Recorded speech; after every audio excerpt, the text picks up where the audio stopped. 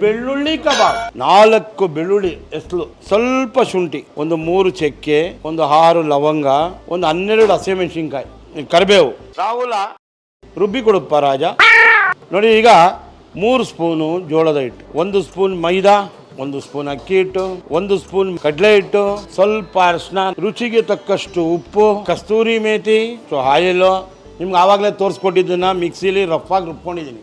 ಒಂದು ಅರ್ಧ ಕಪ್ಪಷ್ಟು ಮೊಸರು, ಯಾವುದೇ ಕಾರಣಕ್ಕೂ ನೀರು ಹಾಕಬಾರ್ದು. ಒಂದು ಮೊಟ್ಟೆ ಇದಕ್ಕೆ ಈಗ ಆ್ಯಡ್ ಮಾಡ್ತೀನಿ. 1.5 kg ಚಿಕನ್. ಈಗ ಇದೆಲ್ಲ ಹೆಲ್ತಿ ಕಾನ್ಷಿಯಸ್ಸು. ಚೆನ್ನಾಗಿ ನೆಂದಿದೆ, ನೀಟಾಗಿ ಎಳೆ ಕಾವಲಿಡಿ, ಚೆಂದ ಮಾಡಿಸಿ, ಚೆಂದ ತಿನ್ನಿಸಿ. ನೋಡಿ, ರಸ್ಕ್ ಥರ ಆಗ್ತಾಯಿದೆ. ಒನ್ ಮೋರ್ ಅನ್ಬೇಕು. ಆ ಬೆಳ್ಳುಳ್ಳಿ ಸ್ಮೆಲ್ಲು, ಆಹಾ, ಒಂದು ಸಲ ಹಂಗೆ ಕರಿಬೇವು. ನೋಡಿ, ಚಟಾಪಟ. ಯಾವ್ದು ಕಲರ್ ಇದೆಯಾ, ಏನಿದೆ ನೋಡಿ, ಜ್ಯೂಸಿ ನೋಡಿ ಹೆಂಗೆ ಬೆಂದಿದೆ ನೋಡಿ. ಹೂವು ಇದ್ದಾಗಿದೆ. ಆಹಾ ಎಕ್ಸ್ಟ್ರಾ.